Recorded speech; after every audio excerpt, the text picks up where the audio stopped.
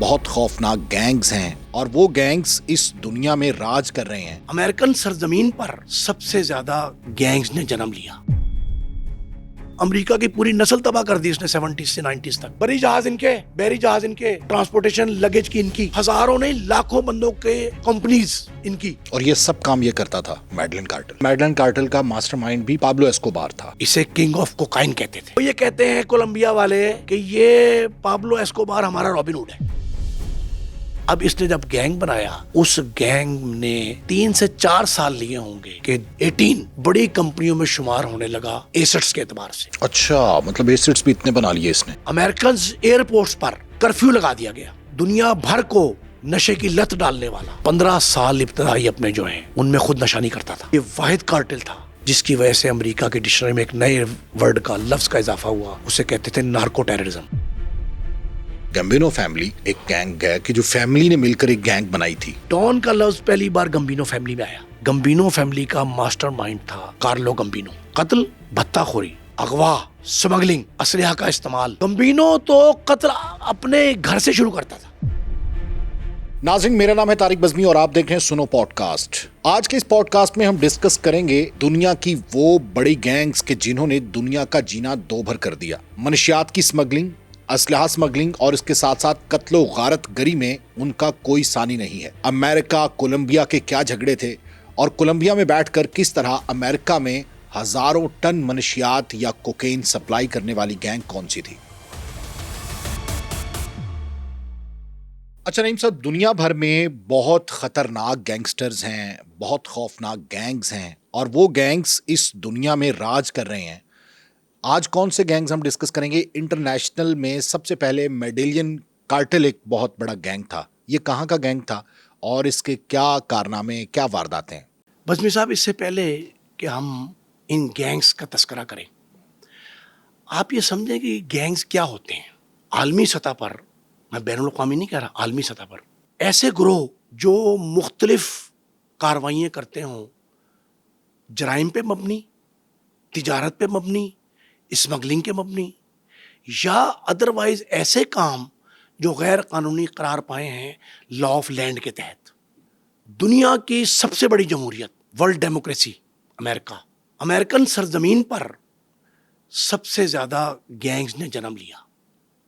دنیا کی سب سے بڑی جمہوریت ہے اور وہیں پہ سب سے زیادہ گینگز، اور ان کے سب سے بڑے شہر نیو یارک میں پہلے نمبر پہ۔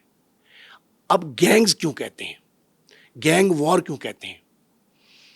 گینگ اسے کہتے ہیں جو مختلف افراد کے، مختلف نوعیت کے، مختلف علاقوں کے، مختلف جغرافیائی حدود کے ایسے گروہ جو جرائم پیشہ ہوں، قتل و غارت گری میں ملوث ہوں، سمگلنگ میں ملوث ہوں، لیکن ان کے جو سربراہان ہیں، بانی ہیں، فاؤنڈر ہیں، ان کے دنیا سے چلے جانے کے بعد بھی وہ آپریٹ کرتے رہے ہوں۔ اوکے، ٹھیک یہ ہے گینگ کی تعریف۔ پہلے نمبر کا گینگ آپریٹ ہوا امریکہ میں، نیو یارک میں۔ اب اس سے پہلے کہ میں آپ کو اس اس سے پہلے ایک جی پس منظر کیا ہے اس کا، نیو یارک، اس کا پس منظر سنیں، پس منظر سنیں۔ ٹھیک ہے۔ یہ جو گینگز ہیں، مافیاز، یہ مختلف ناموں سے جانے جاتے ہیں دنیا بھر میں۔ کچھ کہتے ہیں کارٹل ہیں، یہ کچھ کہتے ہیں گینگ ہیں، کبھی کمپنی کے نام پہ آتے ہیں، کبھی فیملی کے نام پہ آتے ہیں، فیملیز بھی کہتے ہیں، کبھی اسمگلرز کے نام پہ آتے ہیں، کبھی ایسوسیٹس کے نام پہ آتے ہیں، اور اس سے بڑھ کر یہ ٹریڈرز کے نام پہ بھی آتے ہیں۔ پوری دنیا میں ٹریڈنگ کمپنیز آر ٹریڈنگ۔ بالکل صحیح ہے۔ اب یہ جو مختلف نام ہیں، سب سے پہلا امریکہ ہے، دوسرے نمبر پہ انڈیا ہے۔ ویسے دوسرے نمبر پہ 70s سے 80s تک کولمبیا رہا۔ میکسیکو اور کولمبیا میں کافی گینگز تھی۔ یہ دوسرا نمبر تھا۔ ٹھیک ہے۔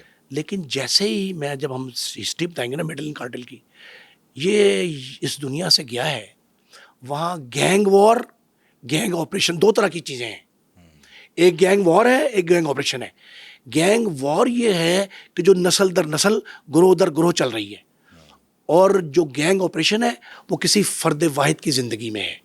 20 سال کی زندگی ہے، 17 سال کی، 18 سال کی، 50 سال کی۔ بالکل صحیح ہے۔ یہ اس کی زندگی کے ساتھ ساتھ ہی ऑपरेट करता है वो गैंग, उसे कहते हैं गैंग ऑपरेशनल वॉर। अब एक और बात सुने, ये गैंग वॉर है क्या? कभी दहशत की शक्ल में टेररिज्म, कभी ये बदउनवानी करप्शन की शक्ल में, कभी ये मुआशी व समाजी तबाही, पूरी सोसाइटी का डायलमा ये साबित हुआ कि उसको डिस्ट्रॉय कर दिया, डिट्रैक्ट कर दिया, डिमोलिश कर दिया, पॉलिटिकली, सोशली, और उससे बढ़ के जो है इकोनॉमिकली मुआशी तौर पे तबाह किया। फिर कत्ल गारत करी, भत्ताखोरी, एक्सटॉर्शन, फिर ट्रेड एस्टोरेशन दोनों तरफ आया, बात का एस्टोरेशन भी हुई है, ट्रेड एस्टोरेशन। ये गैंग जितने थे ये मुनज़्ज़म जराइम की शक्ल में, प्लान्ड, सिस्टेन्ड, ये जराइम की शक्ल में आए। और इनमें दो चीजें बड़ी अहम आई, तशद्दुद का आंसर, अगवा का आंसर, और जुआ। तशद्दुद अगवा के बाद है, पहले किडनैप किया बंदे को, उसके बाद उसको टॉर्चर किया, फिर जुआ खेला। अब इसको एक नया नाम दिया गैंग वॉर ने, नया नाम है ये उसके जगह। अभी मैं आपको मिसाल दूंगा पाकिस्तान की, समझ आ जाएगी आपके नाजरीन को। एक बड़ी अहम बात बज़मी साहब, इसे उन्होंने कहा पैरेलल इकोनॉमी। अच्छा, इस हद तक बड़े गैंग थे। कोलंबिया में जब ये शुरू हुई तो अमेरिका ने कोलंबिया को कहा कि आपका तो जा कुछ नहीं रहा और हमारा रहा कुछ नहीं, आपका गया कुछ नहीं, हमारा रहा कुछ नहीं। अमेरिका की पूरी नस्ल तबाह कर दी उसने 70s से 90s तक। तो उसने कहा कि ये तो हमारा ट्रेड है। ओके। यहां से मेडेलिन कार्टेल जो है कोलंबिया से न्यूयॉर्क भेजता है सब कुछ, तो हम तो ट्रेड कर रहे हैं, उन्होंने तो स्मगलिंग भी नहीं मानी।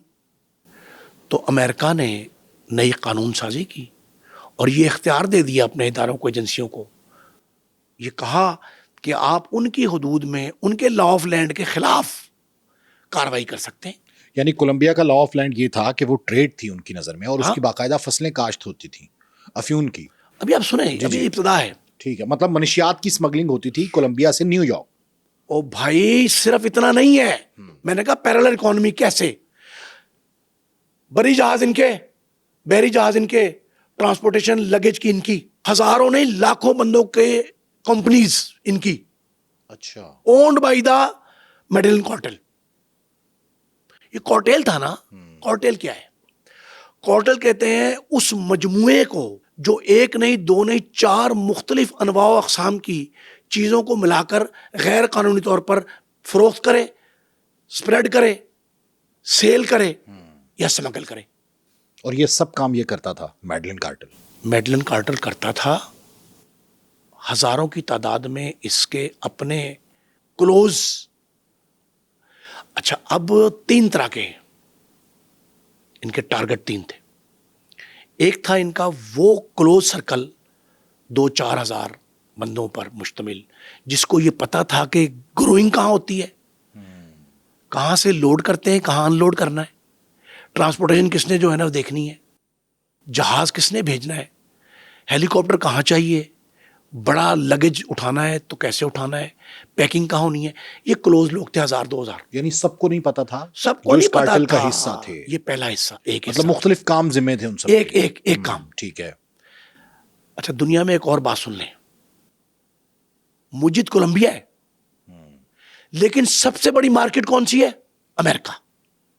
जब ये आगाज होता है 70s में, तो अमेरिकन सबसे बड़े बायर थे इसके। ये ठीक है कि मेडेलिन कार्टेल जो है वो स्मगलर था, लेकिन वो कहता है कि मैं इसका ग्रोअर भी हूं, फाउंडर भी हूं, सबसे बड़ा सेलर भी हूं, सबसे बड़ा एजेंट भी मैं हूं, लेकिन मैंने मंडी तलाश की अमेरिका।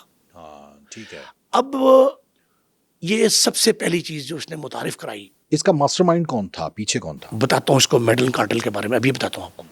آپ صرف یہ سمجھیں کہ یہ کوکین کہہ رہے ہیں ہم آج انمول پنکی کے کیس میں. It is not cocaine, it is word cocaine. یہ کوکائن ہے جو کولمبیا سے واحد ملک دنیا کا جس نے اوریجنل شیپ میں فراہم کی. اچھا. اور اس کا کریڈٹ لیا کہ I am the founder of pure cocaine. Credit لے رہا ہے وہ. کون؟ یہ ہے میڈلن شہر ہے میڈلن. جی جی. اس میں یہ کوکین متعارف ہوئی اور کوکائن کہتے تھے اس کو. کوکائن جب متعارف ہوئی تو اس کا پابلو ایسکوبار فاؤنڈر بنا. یہ میڈلن کارٹل کا ماسٹر مائنڈ بھی پابلو ایسکوبار تھا. اور ایک اور بات سنیں, اسے کنگ آف کوکائن کہتے تھے. ہم کوکین کہہ رہے ہیں نا, ہم نے کہا کوئین آف کوکائن. کسے کہا؟ انمول پنکی کو کہا. انمول پنکی کو. انمول پنکی کے ذریعے یہ لفظ متعارف ہوا ملکہ کا. اور یہ جملہ سوشل میڈیا کی زینت بنا کہ خبردار ہوشیار, ملکہ کوکین آ رہی ہیں, تشریف لا رہی ہیں. اب یہ سمجھیں کہ یہ جو کنگ آف کوکین ہے کون ہے؟ King of cocaine Pablo Escobar. Colombia سے اس کا تعلق ہے اور وہاں پہ میڈلن کارٹل کی چلاتا تھا اور امریکہ کی نیند اس نے حرام کی. کیوں؟ اور اس کا خود پریزیڈنٹ نے بھی ذکر کیا تھا پابلو ایسکوبار کا. جیسے آپ نے کہا کہ ان کے لا آف لینڈ کے مطابق تو وہ ٹریڈ کر رہے تھے اور وہ باقاعدہ کہہ رہے تھے کہ ہم تو ٹریڈ کر رہے ہیں. ان کی اسمبلی میں ڈیبیٹ ہوئی, ان کی وزارت داخلہ نے اس کو ڈیفنس دیا پابلو ایسکوبار کو. ہاں, 1949 میں پیدا ہوتا ہے. جس سرزمین پہ پیدا ہوتا ہے اس سرزمین کو اس نے 12 سال میں دنیا کے امیر ترین شہروں میں کھڑا کر دیا. تو وہ اس کی پوجا کریں گے, اس کے خلاف کاروائی کریں گے, کیا کریں گے؟ بالکل پوجا کریں گے. وہ تو کہیں گے یہ ہمارا مسیحا ہے. اچھا, اب ایک اور بات سمجھیں بڑی زبردست. یہ کہتے تھے کہ اس کو امریکہ طلب کرتا ہے اپنے پاس کہ ہمارے حوالے کریں. اس کو کہتا ہے کہ یہ کنگ آف کوکائن ہے, منشیات کا سمگلر ہے. لوگ اسے کہتے تھے کہ یہ مسیحا ہے, یہ لوگوں کی غربت دور کرتا ہے. وہ کیا لفظ تھا جو آپ نے ایک پروگرام میں لیا تھا کہ امیروں سے چھین کے غریبوں کو دیتا ہے؟ محمد خان ڈاکو کی بات. محمد خان دھرنالیا جو تھا, ہم ڈاکو کہتے ہیں نا, محمد خان دھرنالیا جو تھا وہ کہتے ہیں کہ یہ وہ تھا. اور انگلش کا بھی ایک انگریز کی مثال آپ نے دی تھی ایک دفعہ کہ رابن ہوڈ ہے. کہ رابن ہوڈ ہے. وہ یہ کہتے ہیں کولمبیا والے کہ یہ پابلو ایسکوبار ہمارا رابن ہوڈ ہے. اچھا, وہی غربت ہماری دور کی. جس گلی میں یہ پیدا ہوا وہ ہمارے ہاں پنجابی میں اردو میں مثال دی جاتی ہے اکثر کہ جی یہ پانی بہتی گلی ہیں, پانی بہتا ہے ان میں. ان کو دنیا کے ڈیولپ ترین علاقوں میں شمار کروایا پابلو ایسکوبار نے. یعنی جو پیسہ اس نے کوکین سے کمایا امریکہ کے عوام کو بیچ کے کوکین, وہ اس نے اپنے شہر پہ لگایا, اپنی گلی پہ لگایا, اپنے علاقے پہ لگایا اور لوگ اسے مسیحا ماننے لگے. اب آپ یہ دیکھیں کہ یہ ماسٹر مائنڈ تھا اس کا, جس نے کوکائن جو ہے, اصل لفظ بتا رہا ہوں, اس کی تجارت کا آغاز کیا. اب میں تجارت کہہ رہا ہوں کیوں؟ کیونکہ اس کے لا آف لینڈ کے مطابق قانون نے کہا تجارت ہے. اور اس نے جملہ لکھا وزارت داخلہ نے امریکن اسٹیٹ ڈپارٹمنٹ کے اس مراسلے کے جواب میں جو انہوں نے کولمبیا کے پریزیڈنٹ کو بھیجا تھا, وزارت داخلہ کو بھیجا تھا, وزارت خارجہ کو بھیجا تھا. اس کے جواب میں لکھا کہ he is the best seller of cocaine as well as the biggest trader of our country. Biggest trader. تو بگیسٹ ٹریڈر کو انہوں نے حوالے تو کرنا نہیں تھا.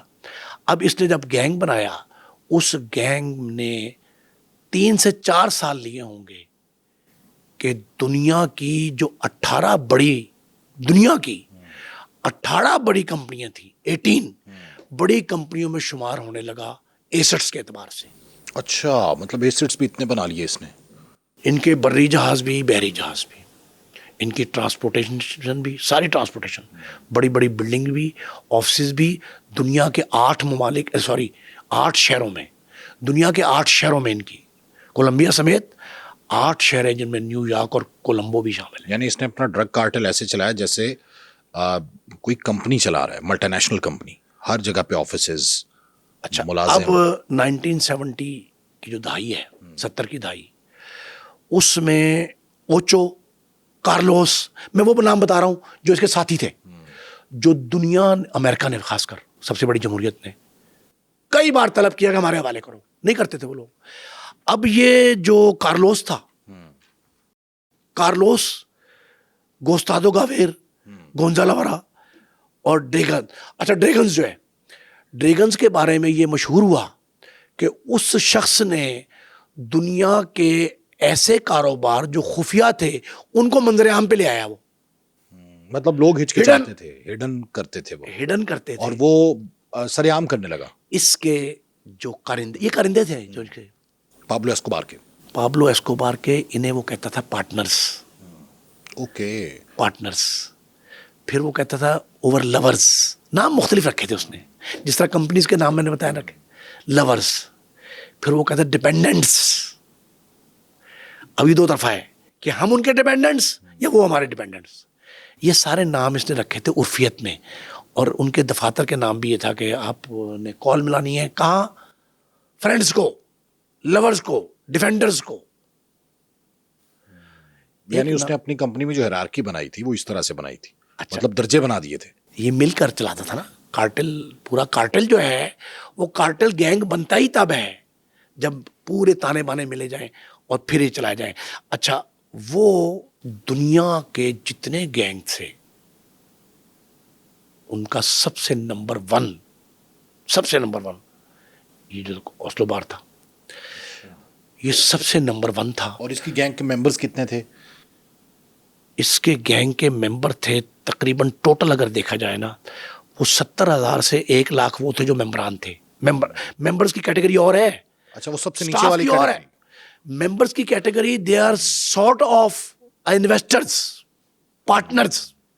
70,000 سے 1,00,000. تو اس کا مطلب یہ تو اس وقت دنیا کی سب سے بڑی گینگ تھی. گینگ دنیا کی سب سے بڑی 70s میں شروع ہوا. لیکن کل جو ملازمین تھے وہ تقریباً تھے 7.5 لاکھ, 7.5, 7.5 لاکھ ڈائریکٹ انڈائریکٹ اس کے ساتھ منسلک تھے, اس کے ادارے کے ساتھ. اب ایک اور بات سنیں اہم ترین, یہ جو سب سے پرابلم بڑا آیا نا کہ جب امریکہ نے کہا کہ ہمارے حوالے کرو کولمبیا کو, تو انہوں نے کہا جی ہمارا ٹریڈر ہے یہ. اب یہ پابلو ایسکوبار کو یہ کہا گیا امریکہ کی طرف سے کہ دنیا کا سب سے بڑا متشدد شخص ہے, اگریسو کا لفظ ہے. پابلو اسکوبار دنیا کا سب سے اگریسو شخص ہے, پرتشدد. اس کے ہر ایکٹ جو ہے, 2 باتیں لکھی اس نے, اگریسو لکھا, اور ہاں ان کا ماسٹر مائنڈ لکھا ہے نا اس کو, یہ ماسٹر مائنڈ ہے لیکن اگریسو ہے. ایک بات انہوں نے لکھا کہ پرتشدد ہے مطلب. اور دوسرا اس نے لکھا کہ یہ جو لیڈرشپ ہے, یہ لیڈرشپ جو ہے یہ سیڈسٹ پلیئر ہے, کسی کو نقصان پہنچا کے مسرت محسوس کرتا ہے. بالکل, یہ اس نے کہا ایسا لیڈر ہے جو سیڈسٹ ہے. کسی کو خوشی محسوس تب ہوتی ہے اس کو جب کسی کو تکلیف دیتا ہے, ایزا پہنچاتا ہے. ایزا رسانی کے ذریعے لیڈر بنا ہے. اور اس کے 70,000 سے 1,00,000 تک اس کے ممبرز ہیں, ٹوٹل ممبرز, اور 7.5 لاکھ اس کے سپورٹرز. اچھا, ممبرز اور سپورٹرز کو الگ کیا ہے. سپورٹرز میں اس کے گاہک بھی آتے ہیں, یعنی صرف کولمبیا اور گرد و نواح کے لوگ نہیں, امریکنز جو ہیں, پیور امریکنز, وہ بھی اس کے سپورٹرز کہتے ہیں کہ ہم نے ان کے ذریعے اپنے گاہک پیدا کرنے, اور ہم ان کو سپورٹرز کہہ رہے ہیں. امریکہ کیا کہتا ہے؟ امریکہ کہتا ہے کہ یہ جو بار تھا اس نے امریکہ میں, ایک عجیب سی بات ہے, امریکہ میں اپنے گاہک ڈھونڈے ہیں, اور دے آر آل کلائنٹس. ہاں, وہ کلائنٹس آ گئے. اچھا, اس کی رہائی بھی ہوئی ایک دفعہ گرفتاری کے بعد, اور اس کے بعد اس کو جب گرفتار کرنا چاہا تو پھر اس نے اپنی جیل بنوائی, خود بنوائی اس نے اپنی جیل. یہ ایک عجیب سی, میں بتا رہا ہوں آپ کو, اس کی یہ دنیا کا واحد واقعہ ہے. واحد نہیں, اور بھی ہیں اس طرح کی. جیل میں فیسلٹیز لینا اور بات ہے. فیسلٹیز یہ اپنی جیل اپنی, میں اب اس کو بتاتا ہوں آپ کو, ابھی بتاتا ہوں. تقریباً 17 سال تک راج کیا ہے اس نے, 76 سے 93 تک. 1976 سے 1993 تک اس نے راج کیا یعنی یہ تقریباً بنتی ہیں 2 دہائی ہیں, 80 کی دہائی بھی آ گئی نا, 2 دہائیوں تک اس نے کولمبیا کی زبان میں ٹریڈ پر, امریکہ کی زبان میں منشیات کی سمگلنگ پر اس نے راج کیا. اور 1993 میں ڈیتھ ہوتی نا اس کی, تو اس کا بار یہ بار کہتے تھے نا اس کو, یہ بار اس کا ٹوٹ گیا. یہ علیحدہ بات ہے. لیکن ایک بات آپ یاد رکھیں کہ پابلو نے چھوٹے جرائم کی تجارت جو ہے نا کوکائن سے کی, لیکن اس کے بعد 80 سے, اور میڈلن کارٹل جو ہے اس کے جو مرنے کے بعد جو تھی, آپ نے بات پوچھی نا کہ کیا ہوا, ہاں بعد میں بالکل. اس نے 80 کی دہائی میں امریکہ میں, ان کے اپنے فگرز بتا رہا ہوں, 80% سے 96% کوکائن جو ہے نا, 96%, 80% سے 96% ہے, 100% سمجھ لیں آپ اس کو, کوکائن جو ہے نا میڈلن کارٹل کی تھی. مطلب اتنا بڑا حصہ تھا اور اسی نے متعارف کرائی کوکین. بھائی امریکہ کے, اب جملہ میں بتا رہا ہوں اپنے تجربے کا, ریسرچ کا, امریکنز ایئرپورٹس پر کرفیو لگا دیا گیا. کیوں؟ آپ طاقت بتا رہا ہوں, طاقت, آپ نے جیل کی طاقت کہی نا, میں جیل سے پہلے بتا رہا ہوں. میں نے کہا لفظ کہ 80% سے 96% تک کوکائن کہاں سے آتی تھی؟ میڈلن سے, کارٹل بالکل. اس کارٹل سے آتی تھی. امریکہ نے وہاں تقریباً 44 کے 46 ایئرپورٹس تھے اس وقت, ان ایئرپورٹس پر کرفیو لگا دیا, کوکائن کی انٹری بین کر دو. 95 تقریباً میرا خیال ہے کہ 85 میں ایک کنسائنمنٹ گئی انڈیا اور پاکستان پہ, الزام لگا کہ پاکستان انڈیا کے ذریعے آئی, کہ وہاں انہوں نے وہ کنسائنمنٹ پکڑ لی. جب وہ کنسائنمنٹ پکڑی تو اسی دن, اسی لمحے اس سے کئی گنی بڑی کنسائنمنٹ میڈلن کارٹل کی آ گئی, وہ نکل گئی. اسے نہیں روکا گیا. نیو یارک ایئرپورٹ سے, بڑے ایئرپورٹ جو ان کا ہیڈ ایئرپورٹ ہے, وہاں سے نکل گئی. اب یہ آپ دیکھیں کہ اس کارٹل کی جو ہے نا پروٹوکول, کہ روزانہ 15 ٹن کوکائن یہ میڈلن سے آتی تھی. 15 ٹن نیو یارک ایئرپورٹ سے, مختلف امریکہ میں, امریکہ کے مختلف ایئرپورٹ, امریکہ میں جو انٹر ہوتی تھی 15 ٹن ڈیلی. اب امریکہ نے ایکسٹراڈیشن کا قانون بنا دیا. ایکسٹراڈیشن کیا ہے؟ حوالگی. حوالگی ہے کہ آپ پاکستان کی تیفی بڑھ کے کیس میں یو اے سے ایکسٹراڈیشن ہو گیا, کہ پاکستان نے اور انہوں نے یہ سائن کر لیا معاہدہ کہ ہمارا ملزم جب وہاں جائے گا اور ہمیں مطلوب ہوگا, ہم ڈاکومنٹ دیں گے, وہ ڈاکومنٹ تصدیق کر کے ہمارے حوالے کر دیں گے, اور ٹرائل یہاں ہوگا. اگر ان کا ملزم ہمارے پاس آئے گا تو ہم دے دیں گے. یہ ایکسٹراڈیشن امریکہ نے کہا کولمبیا کے ساتھ ہو گیا. جس دن ایکسٹراڈیشن ہوا اس کے 2 سال بعد کی رپورٹ 15 ٹن ڈیلی پھر بھی آتی رہی. تعداد اور مقدار نہیں کم ہوئی, اصلیت نہیں کم ہوئی. انمول پنکی پہ الزام لگا کہ اس نے ایک لیب بنائی تھی کہ 10 گرام کو 100 گرام کر لیتی تھی. اب وہاں کیا کیا گیا کہ نیو یارک میں ایسی لیبز پکڑی گئیں اس دوران 80s کی دہائی میں, جو لیبز وہاں سے اصل آتی تھی کولمبیا سے میڈلن کارٹل کی, اس میں مکسنگ کر کے اس میں کئی گنا اضافہ کر لیتے تھے. یہ امریکہ میں ہوا. پھر ایک اور ایکسٹراڈیشن کے بعد اب صدارتی امیدوار تھا لوئس کارلوس گالان اس کا پورا نام تھا. یہ 89 میں قتل ہو جاتا ہے. قتل کے تانے بانے جڑ جاتے ہیں اس میڈلن کارٹل کے ساتھ. جب تانے بانے جڑے اس وقت کیا ہوا, اس وقت امریکہ بھی ہوشیار ہو گیا, کولمبو بھی ہوشیار ہو گیا. کولمبیا نے کہا کہ یہ تو بہت خوفناک کام ہے. ہاں, ہم تو سمجھتے تھے ٹریڈ کرتا ہے, یہ تو قتل بھی کرتا ہے, وارداتیں بھی کرتا ہے. تب یہ پتہ لگا کہ میڈلن کارٹل صرف تجارت کا کام نہیں ہے, یہ قتل و غارت گری کیوں ہوتی ہے یہ سن لیں. جو کوئی شخص راستے میں رکاوٹ بنتا تھا ان کے ٹریڈ کے, سو کال ٹریڈ ان کی, کوئی ان کے خلاف آواز بلند کرتا تھا, اعلان بغاوت کرتا تھا, اسمبلی میں اس صدارتی امیدوار نے, اور انتخابی الیکشن کمپین جو ہوتی ہے, انتخابی کمپین مہم, انتخابی مہم, اس میں اس کارٹل کو تنقید کا نشانہ بنایا تھا. اب یہ قتل ہو جاتا ہے 89 میں، صدارتی پریزیڈنٹ وہاں کا، آلموسٹ پریزیڈنٹ تھا. اب 1991 میں ایسکوبار نے نا، آپ نے جو جملہ پوچھا تھا بتا رہا ہوں، اپنے آپ کو گرفتاری کے لیے پیش کر دیا. سرنڈر کر دیا مطلب؟ کیوں سرنڈر کیا بتائیں؟ کیونکہ اس نے اس کی شرائط مان لی گئی تھی.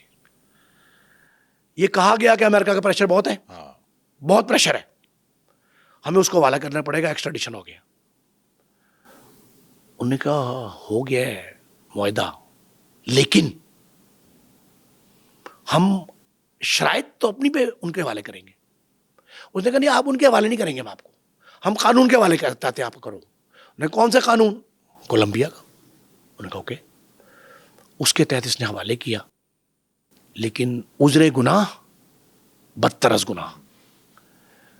اس نے ایک شرط یہ رکھی کہ مجھے آپ بند کریں گے میری جیل میں، میری زمین، میری جیل، میرے گارڈز، اور میں اندر رہوں گا.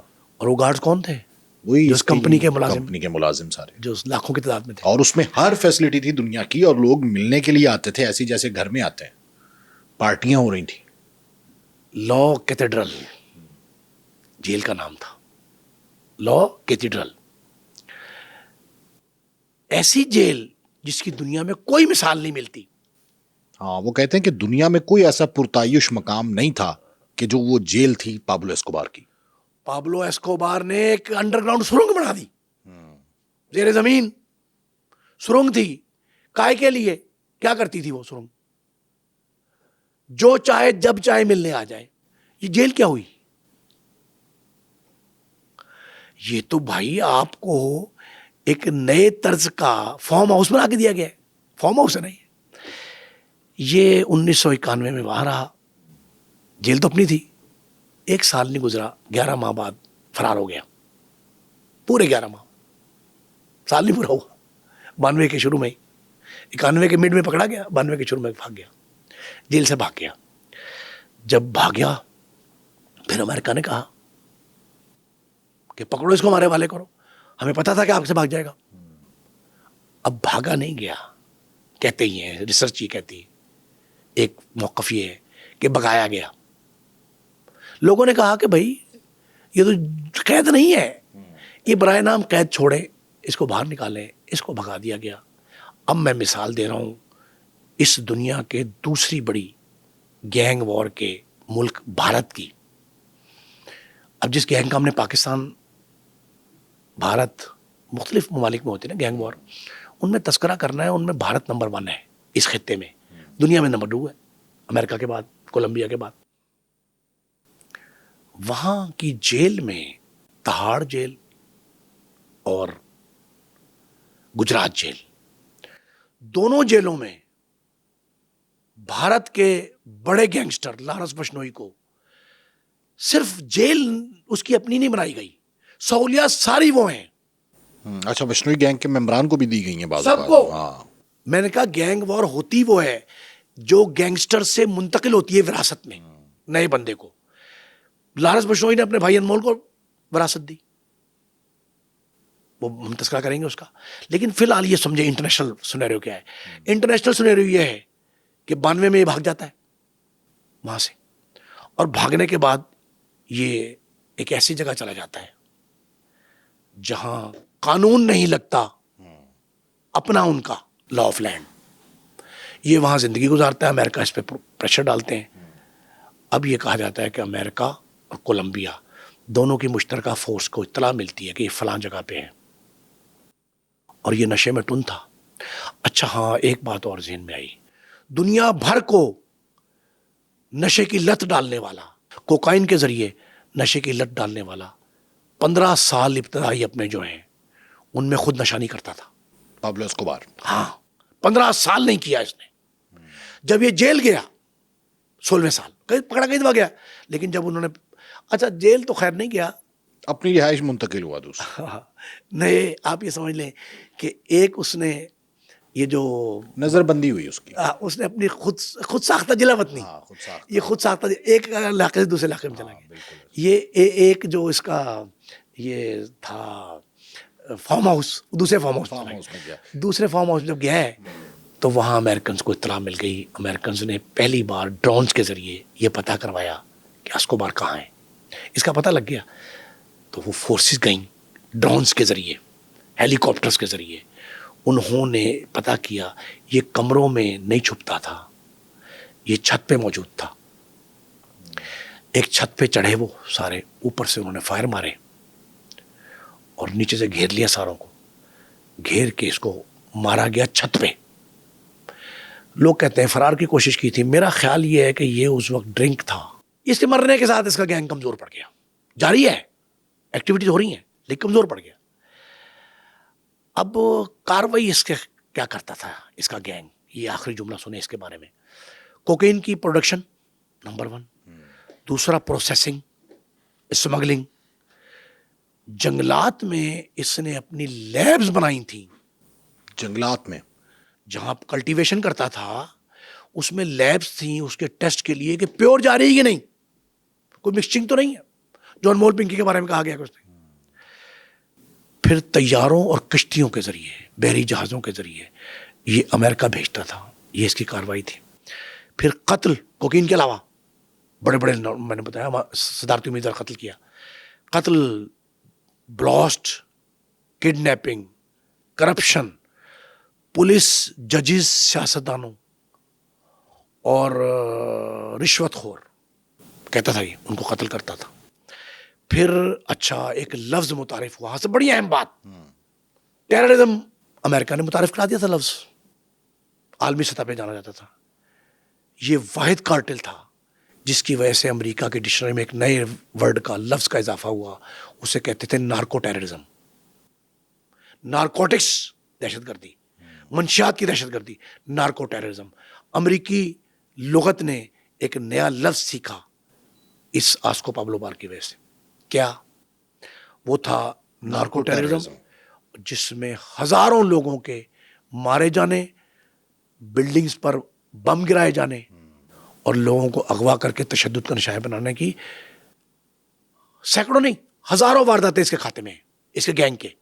ایک اور آخری بات, اسلحے کی سمگلنگ. وہ بھی شروع کی اس نے. شروع کی تو کرتے تھا اسلحے کی سمگلنگ, اور اس میں ایک نئی چیز متعارف کرائی, وہ بھی امریکن لغت میں پہلی بار متعارف ہوئی. اسے کہتے ہیں منی لانڈرنگ. آخری بات میں نے اس لیے بتانی تھی, دنیا بھر میں جس بات کا تذکرہ ہے اس کا نام ہے منی لانڈرنگ. اس کا موجد بھی یہی کارٹل ہے. پابلو اسکوبار ہے. بالکل صحیح ہے. اچھا اگلا جو ہمارے پاس کون سا کارٹل ہے اور کون سی گینگ ہے, کیونکہ یہ بہت خطرناک گینگز ہیں جنہوں نے پوری دنیا کی ناک میں دم کیا. گیمبینو فیملی ایک گینگ ہے کہ جو فیملی نے مل کر ایک گینگ بنائی تھی. امریکنز جو ہیں ان میں 5 مافیاز کو 5 فیملیز کہتے ہیں. مافیاز ہیں وہ دنیا کے, لیکن امریکنز کیا کہتے ہیں؟ اب جب کولمبیا نے کارٹل کو سرپرستی کر کے دفاع دیا تو امریکہ نے کیا کہا کہ آپ جس کو ٹریڈر کہہ رہے ہیں وہ سمگلر ہے منشیات کا سب سے بڑا دنیا کا.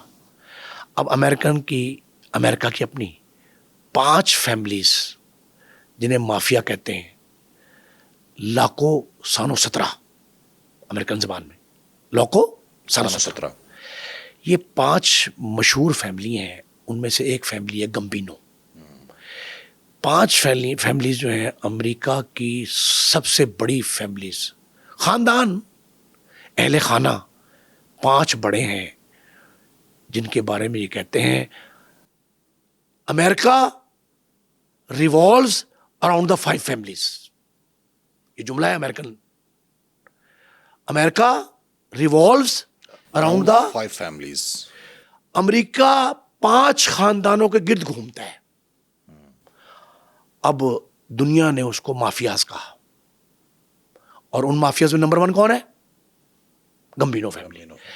گمبینو فیملی کا ماسٹر مائنڈ تھا کارلو گمبینو. اچھا, بعض ممالک میں فیملی نیم جو ہے اس کی حیثیت اصل نام شناخت ہوتا ہے, نام تو اصل شناخت سے زیادہ ہوتی ہے.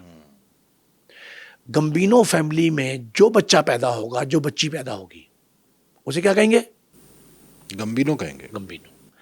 یہ کارلو گمبینو تھا, 1957 سے 1976 تک آپ یہ دیکھ لیں تقریباً 20 سال بنتے ہیں. 2 دہائی ہیں. 2 دہائیوں کا وہ قصہ میں نے آپ کو سنا ہے 70-80 کا, یہ بھی 2 دہائی ہیں. 2 دہائیوں پر محیط یہ کارلو گمبینو اس فیملی کا سربراہ. اس فیملی پر جو الزام لگا وہ یہ لگا کہ یہ قتل بھتہ خوری, اغوا, سمگلنگ, اسلحہ کا استعمال, اپنے اقربا کو. اچھا ہاں, آپ دیکھیں کولمبیا والے کسی کارٹل پہ یہ الزام نہیں ہے کہ اپنے بندوں کو مارتا ہو. ہاں وہ نہیں مارتا بالکل. ان کو اطلاع ملتی تھی کہ فلاں نے مخبری کی ہماری. امریکہ کو جس شخص نے مخبری کی وہ اس کی کمپنی کا ملازم تھا کارٹل کا, لیکن انہوں نے اس کو کچھ نہیں کہا, اس کو ساتھ رکھا. وہی کہتے تھے کہ یہ ہماری کمزوری ہو سکتی ہے کہ یہ ہماری مخبری ہو رہی ہے, ہم نے ان کو خوشحال نہیں رکھا, ان کو پراپرلی جو ہے ہم فیسیلیٹیٹ نہیں کر رہے, جو بھی تھا. اور گمبینو کیا کرتا تھا؟ گمبینو تو قتل اپنے گھر سے شروع کرتا تھا. گمبینو قتل اپنے گھر سے شروع کرتا تھا. مثال کیا ہے اس کی؟ مثال یہ ہے کہ پال, یہ کارلو کا بھائی, سگا بھائی, وہ بھی اپنے نام کے ساتھ گمبینو لکھتا تھا. کارلو کا سگا بھائی پال گمبینو. یہ کیسٹیلانو گمبینو اس کو قتل کر کے باس بن گیا اس کمپنی کا. اچھا, انہوں نے ایسی طرح ڈالی تھی کہ بدلحاظ تھے یہ, کہ جو ہم سے دغا کرے گا ہمارے کارٹل کے خلاف جائے گا, ہماری کمپنی کو برا بھلا کہے گا, ہمارے کسی ساتھی کی مخبری کرے گا, اس کو مار دیا جائے گا. اور اس کے ساتھ ساتھ اگر خود باس بننا ہے تو اپنے باس کو مار کے باس بن جاتا ہے بندہ. اب یہ جان گوٹی, ٹیفانی ڈان. اچھا ایک عجیب بات, نیو یارک میں کولمبیا سے منشیات سمگلنگ ہوتی رہی, اسلحہ سمگل ہوتا رہا جہازوں کے ذریعے. کارٹل تھی, پورا کارٹل تھا. اس کے باوجود گینگ کا لفظ متعارف ہوا, کمپنی کا لفظ متعارف ہوا, ٹریڈر کا لفظ متعارف ہوا, لیکن ڈان کا لفظ نہیں متعارف ہوا. ڈان کا لفظ پہلی بار گمبینو فیملی میں آیا, پہلی بار. اور یہ بھی امریکنز تھے, امریکن سارے 5 فیملی تھی بڑی. یہ جان گوٹی ٹیفانی ڈان کہلایا. 1985 میں اس نے قتل کیا اپنے اور خود باس بن گیا. اور باس بننے کے بعد اس کو شوق تھا میڈیا میں ہائپ کریٹ کرنے کا. یہ میڈیا میں آنے کے لیے نا اس نے یہ پہلی بار اون کر لیا کہ میں نے مارا, صرف اس لیے مارا کہ میرے راستے میں باس بننے کی رکاوٹ تھا. اون کر لیا. انٹرویو چھپے اس کے, فلیش ہوئے, اور اس کو پھر یہ کہا گیا, اس کا نام ہی فلیش گمبینو رکھا گیا اسی لیے کہ یہ خواہش مند تھا شہرت کا, تشہیر کا. پھر اس کے ارکان تھے 100 جو اوریجنل, اس کی فیملی کے, گمبینو 150 سے 200. اور یہ گینگ تھا, یہ اسلحہ منشیات اور اس کے ساتھ ساتھ ایکسٹورشن. لیکن 15 سے 20 ہزار تھے اس کے جو ایسوسیٹس تھے, معاونین سمجھ. ہاں بالکل صحیح ہے. ایسوسیٹس وہ ہزاروں میں تھے, لیکن یہ سینکڑوں میں تھے, 150-200 تھے جو اس کے پیور ممبر تھے, جو خاص کام کرتے تھے. جان گوٹی کے دور میں نا سب سے بڑی فیملی تھی یہ امریکہ کی. جب وہ قتل کر کے ٹیفانی ڈان بنائے. اچھا ہمارے ہاں اسے اردو لغت میں طوفانی ڈان کہا گیا, بھارت میں یہ لفظ متعارف ہوا طوفانی ڈان. یہ بیسیکلی ٹیفانی تھا, TAIFANI, ٹیفانی ڈان امریکہ میں. اس کو برے صغیر میں لا کے طوفانی ڈان بنا دیا گیا, اور ڈان کا لفظ پہلی دفعہ جو ہے وہ متعارف امریکہ میں متعارف ہوا. انڈیا نے آپٹ کیا اس کو. اب بھی فعال ہے, یہ فعال ہے, لیکن اس طرح نہیں ہے, حدت کے ساتھ اور طاقت کے ساتھ نہیں ہے. وجہ سن لیں کیا ہے. وجہ ہے کہ 2023 سے 2025 تک, یہ کورونا کے بعد, امریکہ نے 3 بڑے آپریشن کیے. آپ سمجھ لیں سیزیرین, 3 سیزیرین. 3 بڑے آپریشن میں بزمی صاحب کیا ہوا کہ ان تینوں آپریشن میں بڑے پیمانے پہ گرفتاریاں ہوئیں امریکہ میں. ان میں کولمبین بھی تھے, یعنی اس کارٹل کے ممبر بھی تھے, اور یہ بمبینو فیملی کے بھی. اب یہ گمبینو فیملی اب گمبینو فیملی کے جو لوگ پکڑے گئے اس کے بعد ان کی کمر ٹوٹ گئی. 150 یا 200 جو تھے ان میں سے کوئی 30-40 پکڑ لیے, کمزور پڑ گئے. کچھ تو اس کے مرنے کے بعد, دونوں کے مرنے کے بعد کمزور ہو گئے تھے کہ کارلو بھی مر گیا اور پھر جان گوٹی بھی مر گیا. اس کے بعد یہ کمزور ہوئے اور کمزوری میں انہوں نے یہ کیا, امریکن نے جو گرفتاری کی تھی ان کے خلاف مقدمے اتنے خوفناک تھے کہ امریکہ میں پہلی بار انکاؤنٹرز ہوئے. اچھا, پہلی دفعہ انکاؤنٹرز بھی امریکہ میں سٹارٹ ہوئے, امریکہ اور میں وہی start ہوئے. گمبینو فیملی کے لوگوں کو کیا. چند ایک لوگ تھے ان کو کیا گیا, لیکن مجبوری تھی. 1910 کے قریب نا ایک عجیب سی بات ہے, ایک نئی فیملی آ گئی, the family. American the family ایک ڈی گینگ, اے فیملی کہتے ہیں. ٹھیک ہے, the a family. The Aquila the a family. وہ ڈی اے فیملی آئی. یہ فیملی 1931 میں یہ 5 فیملی جو بنی تھی نا, ان کا حصہ بن گئی. ان کا حصہ. لیکن یہ گمبینو فیملی سے زیادہ افیکٹو ثابت ہو گئی بعد میں. گمبینو تو آہستہ نیچے آ گئے نا, ان کو 2 دہائیاں بھی نہیں پوری کی, 2 دہائیوں سے کم 18-19 سال میں. یہ فیملی نے راج زیادہ کیا, اس کا ٹینور دورانیہ زیادہ ہے, اور یہ اب تک فعال ہے لیکن کمزور ہے. اس کے واقعات جو ہے نا, مختلف باسز اس کے آتے رہے, سمگلنگ بھی یعنی یہ چلتا رہا اور ان کا دھندا بھی چلتا رہا. بہت چلتا رہا 2025 تک.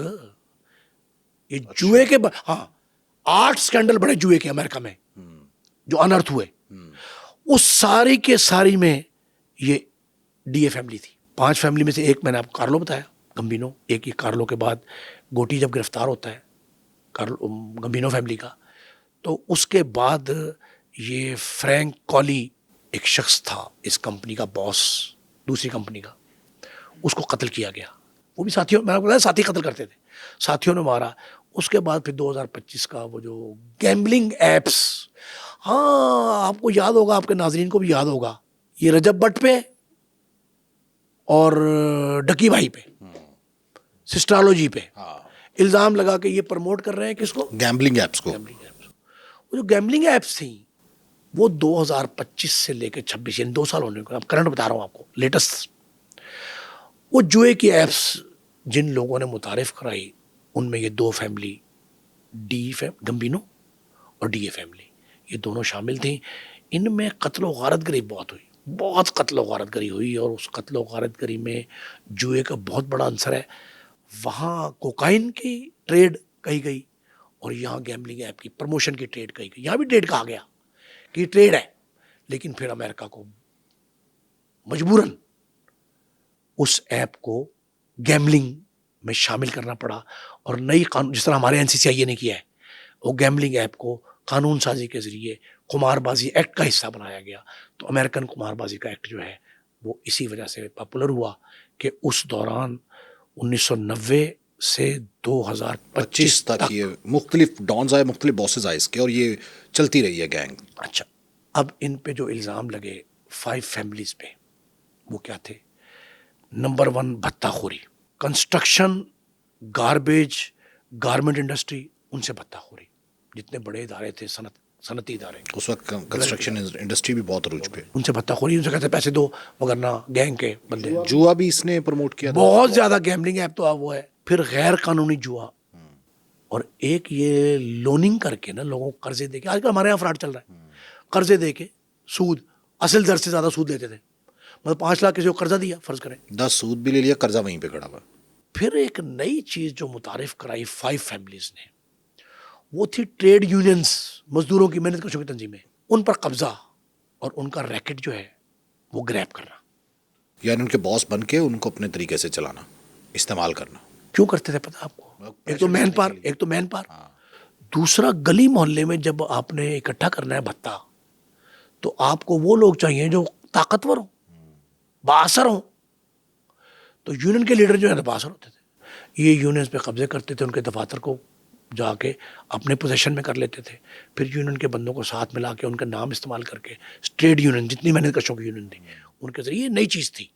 اور یہ 90s کے مڈ میں ہوا. یہ 90s کے مڈ میں جتنی بڑی جو انٹرنیشنل لیبر آرگنائزیشن ILO کے تحت تھی, ان پہ قبضے ہوئے. لوگ عدالتوں میں جاتے تھے, ان کو چیلنج کرتے تھے. کئی لوگ تھے کہ جناب ہمارے ساتھ جاتی ہوئی, کئی مل ملا کے پیسہ بہت آ گیا. ट्रेड यूनियनिस्ट जो थे वो रातों रात अमीर हो गए। उनमें पाकिस्तान के 2 ट्रेड यूनियन के नाम भी आए जो आईएलओ के मेंबर थी, उनके नाम आए हैं, मेरे सामने हैं वो। ये भी अमेरिकन 5 फैमिलीज जो है उनके दौर में हुआ। फिर आखिरी बात जो मैंने आपको बताई है, मनी लॉन्ड्रिंग का भी सारा मामला, फिर चोरी, धोखाधड़ी, और फिर उसके साथ साथ तशद्दुद और कत्ल। तशद्दुद, और ये इंटरनल भी और एक्सटर्नल भी। ये पूरा गैंग जो है वो ये सब काम करता था, और इसका नेक्सस जो है वो बहुत बड़ा था। ड्रग ट्रैफिकिंग मेन इनका काम था, मेन धंधा जो वहीं कोलंबिया से शुरू हुआ था, कार्टेल वही वाला। फिर उसके बाद जो है ना ये अब एक अजीब कई दहाइयों में ना सैकड़ों कत्ल सामने आए हैं, कई, यानी 2025 तक सैकड़ों कत्ल। अब तो हजारों की तादाद में भी आ रहे हैं, लेकिन वो छुपाया जा रहा है। असल में नए जो अनर्थ हुए ना गैंग्स, उनकी कहानियां कुछ वाजे सामने नहीं। अच्छा, ये तो वो गैंग्स हैं ना नईम साहब कि जिन्होंने पूरी दुनिया में अपना लोहा मनवाया या पूरी दुनिया में मशहूर हुए अपने गैर कानूनी काम की वजह से। अच्छा, कुछ गैंग्स पाकिस्तान और इंडिया के हैं, क्या ये भी, इनको भी कहा जा सकता है कि ये इंटरनेशनल गैंग है या ये लोकल गैंग्स ही हैं? ये है लोकल गैंग, जैसे छोटू लियारी, फिर उसके बाद छोटा राजन, ये सब लोकल ही हैं। हाँ। लेकिन ये इंटरनेशनल गैंग से मुतासिर हैं। ओके, यानी इनको देखा देखी ये काम उनकी कॉपी करते हैं, पायरेसी करते हैं, लेकिन इनके ताने बाने भी गैर मुल्की हैं। जैसे बिश्नोई का आपने जिक्र किया कि बिश्नोई का मैंने आपको कहा कि कनाडा से ऑपरेट होता है जेल में होने के बावजूद। 700 लोग अभी ऑपरेट कर रहे हैं। 725 लोग उसके थे, अब नहीं है। अब उसकी ताकत मैं बताऊंगा आपको, अब ताकत वो नहीं है उसकी।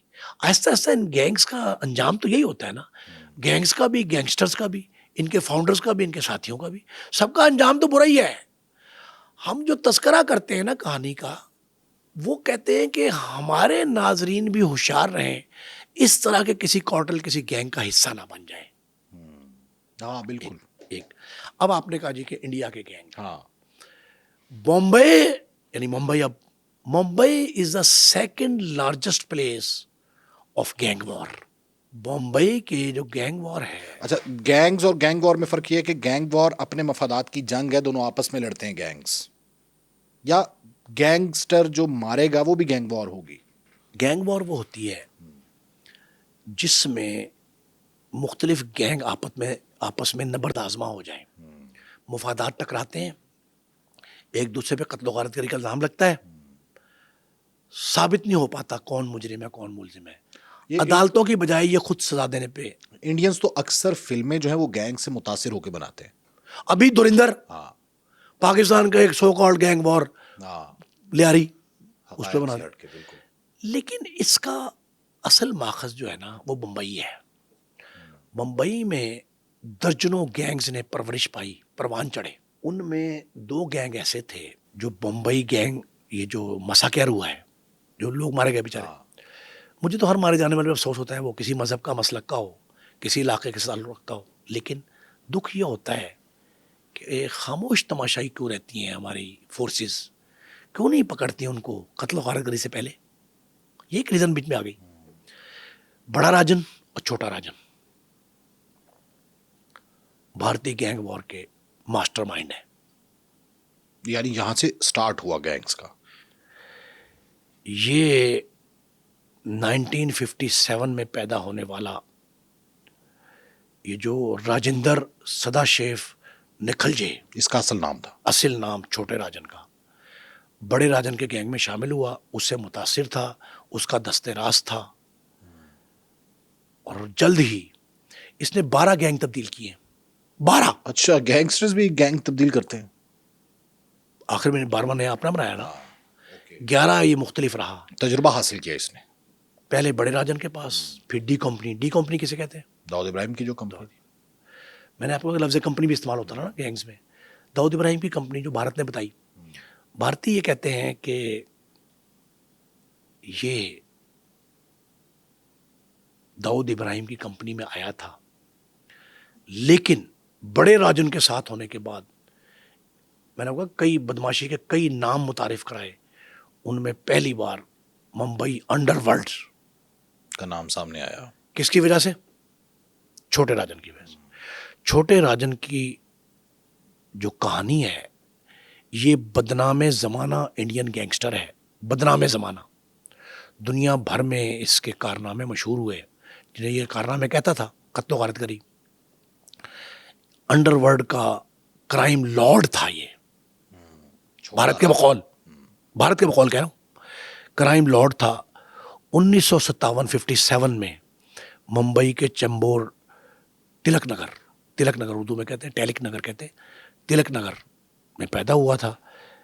داؤد ابراہیم کی جو کمپنی تھی اس سے الگ ہو کر اس نے کئی گینگ جوائن کیے, اپنی کمپنی بنائی. تین اپنی کمپنی, ایک آخر میں چلتی اب بھی چل رہی. 3 کمپنیاں بنائیں اور داؤد ابراہیم کے ساتھ اس کے گروہ کے باقی اراکین, انڈیا کے بقول, یہ انڈین کہانی ہے, داؤد ابراہیم کی ڈی کمپنی کے خلاف اس نے وہ شدید جنگ لڑی ہے جس میں سینکڑوں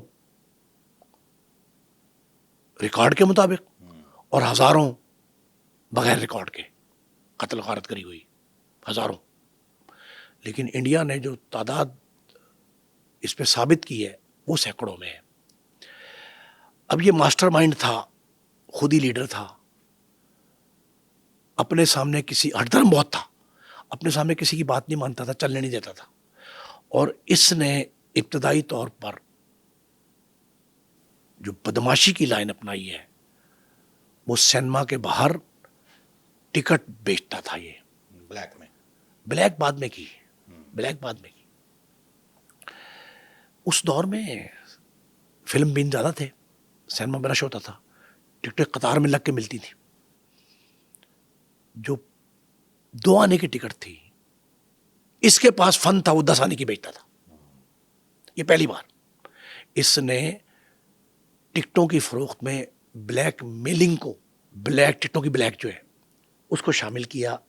2 آنے کی ٹکٹ 10 آنے کی, 5 آنے کی ٹکٹ 15 آنے کی, یہ اس نے بیچنی شروع کی. طاقتور تھا, کونی مار کے, مکہ مار کے, ٹھوکر مار کے, ٹھڈا کہتے ہیں, وہ مار کر توڑ دیتا تھا.